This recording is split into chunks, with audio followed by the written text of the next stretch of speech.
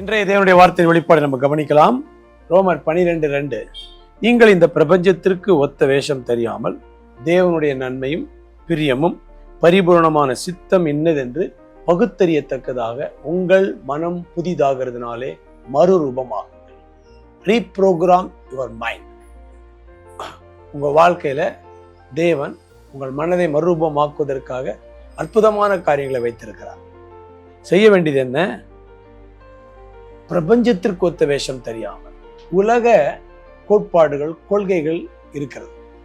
ஆனால் தேவன் சொல்கிறார், அது அல்ல, நீங்கள் தேவனுடைய பிரியமும் பரிபூர்ணமான சித்தம் என்னதென்று அறியத்தக்கதாக மனம் புதிதாக தேவனுடைய சித்தத்தை, தேவனுடைய வார்த்தை நமக்கு தரும். ஒவ்வொரு நாளும் தேவனுடைய வார்த்தையை நாம படிக்க நம்முடைய மைண்ட் ரினியூ ஆகும். மனதை புதிதாக்கக்கூடிய ஒரே சாத்தியம் வேத வசனம் மட்டுமே.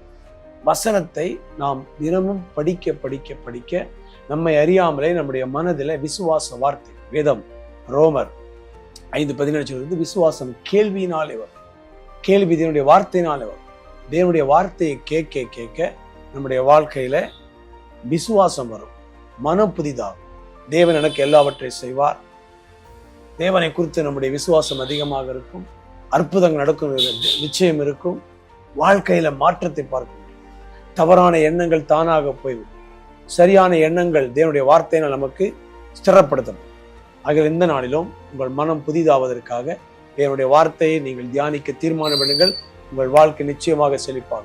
ஜெபிக்கலாம். தகப்பனே, இந்த நாளும் தேவனுடைய வார்த்தையை தியானிப்பதன் மூலமாக மனம் புதிதாகிறது என்பதை ஒவ்வொருவரும் புரிந்து அந்த நன்மைகளை பெற்றுக்கொள்.